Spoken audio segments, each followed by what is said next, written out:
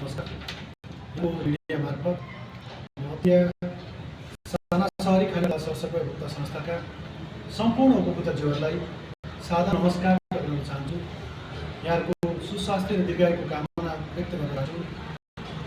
मानव जीवनको सबैभन्दा मुख्य आयामको रूपमा रहेको खानेपानी स्वच्छ भयो भने हाम्रो पेटमा बिमारीहरू झन्डै 90% बिमारीहरू आफै राम्रो हुन्छ भन्ने मूल ध्येयका साथ स्वच्छ पानी, स्वच्छ जीवन, स्वस्थ स्थिति भन्ने अभिप्रायका साथ 2000 वैशाख 26 गते हुने राजनीतिको चयनका लागि निर्वाचन प्रक्रियाका लागि आफ्ना केही प्रतिबद्धता पत्रहरू 12 वटा प्रतिबद्धता पत्रहरू सार्वजनिक गर्न गइरहेका छौँ।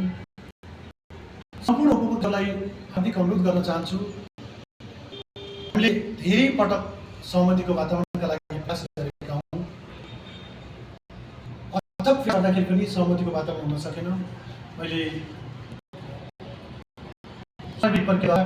चयन गर्ने प्रक्रियामा पुगेका छौँ र हिजो मात्रै वैशाख 19 अन्तिम नामावली प्रकाशित भइसकेको छ।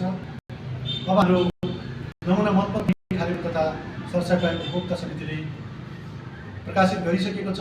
सोही बमोजिम हामी आफ्नो नमुना मतपत्र लिएर उपभोक्ता कहाँ घर घर दैलोमा मत माग गरेका छौँ। हाम्रो उम्मेदवारी किन राजेन्द्र बहादुर खड्काको प्यानललाई भोट दिने भन्ने विषयमा यहाँहरू समक्ष हामी 12 वटा प्रतिबद्धता प्रस्तुत गर्न गएका छौँ। नम्बर 1, 24 घण्टा स्वच्छ पानी वितरण गर्न हाम्रो उम्मेदवारी छ। 2 नम्बरमा उपभोक्ताहरूबाट आएको गुनासोलाई मध्यनजर गर्दै न्यूनतम महसुल कायम पानी वितरण गर्ने हाम्रो चेष्टा रहेको छ। हामी सबभर अहिले विद्युत महसुल जस्तै बाल्दै नहुने उपभोक्ताले जसरी 30 रुपैयाँ रहेको छ, सोही पानी न्यूनभन्दा न्यून गरिबीको रेखामुनि रहेका जनताले पनि खानेपानीबाट वञ्चित नहुन् भनेर न्यून महसुल कायम गर्ने र धेरै प्रयोग यसलाई समानुपातिक महसुलहरू बजेट नघट्ने तर महसुल न्यून हुने एउटा वैज्ञानिक महसुल पद्धतिहरू हामी विकास गर्न गएका छौँ। किन भन्दा जस्तै 20 युनिट 25 युनिट 30 युनिटभन्दा बढी पानी युज गर्छ, त्यस लागि थोरै महसुलहरू बढाउने, जसले 5 युनिटभन्दा पानी युज गर्छ त्यसका लागि रुपिस न्यूनतम महसुल हुनुपर्छ भन्ने हाम्रो पद्धति रहेको छ। र तेस्रोमा खानेपानीमा देखिएका समस्याको दीर्घकालीन समाधान तथा प्राकृतिक स्रोत पहिचान गरी बजेटको व्यवस्थापन गर्न, पानी विज्ञ र रसायन शास्त्रीको धर्मध्यान गरी प्रत्येक टोलमा पानी परीक्षण गरी सोको डिजिटल जानकारी गर्नका लागि हाम्रो उम्मेदवार रहेको छ। यसलाई थोरै कुरा मैले यहाँलाई जानकारी गराउन चाहे। आज हाम्रो प्रत्येकको धाराहरू चुनाले बन्द गरिएका छन्। प्रत्येकको खानेपानीको माथि छतमा रहेको ट्याङ्कीहरू थुप्रै चुनाहरू जमेको यहाँ सबैले देख्नु भएको छ।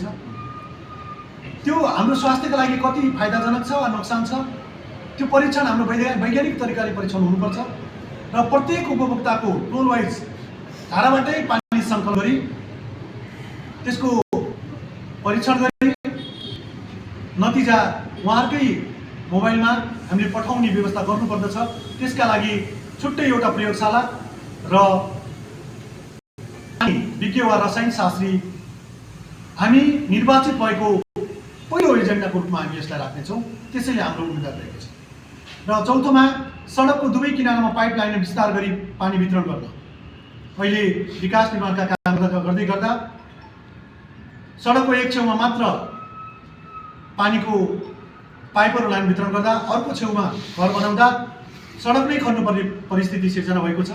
त्यसका लागि मूल सडक होस् वा ग्रामीण सडकको दुवै क्षेत्रमा पानीको लाइनहरू विस्तार गर्न सकेमा एकातिर उपभोक्ताको पाइप पनि कम लाग्ने, उहाँहरूको खर्च पनि कम हुने हो भने अर्कातिर दिगो विकासको लक्ष्य पनि पुरा गर्न सकिन्छ। त्यसैले हाम्रो सडकको दुवै किनारमा पाइपलाइन विस्तार गरी पानी वितरण गर्नका लागि हाम्रो प्रतिबद्धता रहेको छ। आर्थिक पारदर्शिता एवं सोको मासिक रिपोर्ट वेब पेजद्वारा सम्पूर्ण उपभोक्तालाई जानकारी दिन। कुनै पनि सङ्घ संस्थाको मेरुदण्डको रूपमा आर्थिक पक्षलाई लिइन्छ। आर्थिक रूपमा 1 महिनाभरि भइ गरेका जति पनि आयव्ययका विवरणहरू छन् ती विवरणहरूलाई हामी मासिक रूपमा आफ्नै खानेपानीको एउटा छुट्टै वेबसाइट बनायौँ। वेबसाइटबाट सबै उपभोक्ताहरूलाई जानकारीका लागि हाम्रो जिम्मेदार रहेको छ। त्यसैले कर्मचारी संयन्त्रलाई जवाफदेही एवं उन्मुखी र कर्तव्यनिष्ठ बनाई सेवा प्रभाव गराउनका लागि हाम्रो उद्देश्य रहेको छ। र 8 नम्बरमा 24 घण्टा गुनासो सुन्न एवं मर्मत सम्मान गर्न पैसा नलाग्ने टोल फ्री नम्बर सेवा दिन। उपभोक्ताहरूले 166001 नम्बर हामीले त्यहाँ छुट्टै जडान गरी कुनै उपभोक्ताले आफ्नो बिग्रेको भत्केको वा कुनै पनि गुनासो भयो भने त्यसका लागि आफ्नो गुनासो सुन्न लागि छुट्टै एउटा टोल फ्री नम्बर दर्ता गरी मर्मत सम्वादका कार्यहरू हामी 24 घण्टाभित्र बनाउनको लागि हाम्रो विचार रहेको छ। र त्यस्तै गरेर मर्मत सम्वाद निःशुल्क र गुनासो नोट भएको 24 घण्टाभित्र समाधान गर्न मर्मत सम्वाद हामीले अहिले के गरेका छौँ भने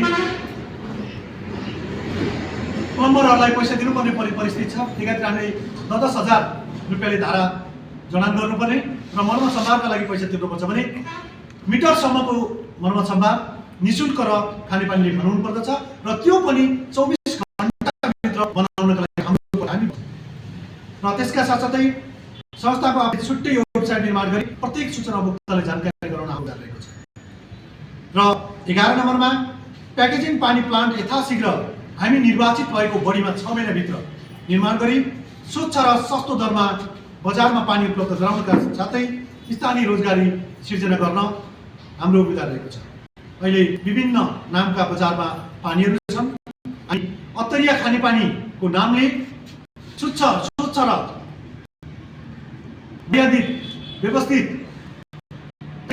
पानीहरू ल्याउने र त्यसको जारीकरण गरी एकातिर स्थानीय रोजगारहरू प्रवर्धन गर्नु छ भने अर्कातिर संस्थाको आय आर्जनमा वृद्धि गरी बिचौलियाहरूका लागि पनि हाम्रो विचार रहेको छ।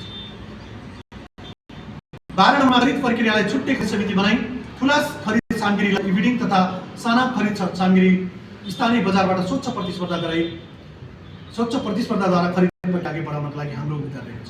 संस्थाको अहिलेसम्म जति पनि संस्था छन् सबभन्दा यो खिया भनेको रोग भनेको भ्रष्टाचार हो। त्यसका लागि हामी त्यसलाई न्यूनीकरण गर्नका लागि छुट्टै एउटा खरिद समिति निर्माण गर्ने र भनिएका खरिद सबै इभिडिङ मार्फत र साना स्थानीय व्यापारीहरूलाई स्वच्छ तरिकाले हामी खरिद गरी संस्थाको पारदर्शिता अगाडि बढाउनका लागि हाम्रो उम्मेदवार रहेको छ। आदरणीय उपभोक्ताजीहरू, हामी यहाँहरू समक्ष प्रतिबद्ध छौँ।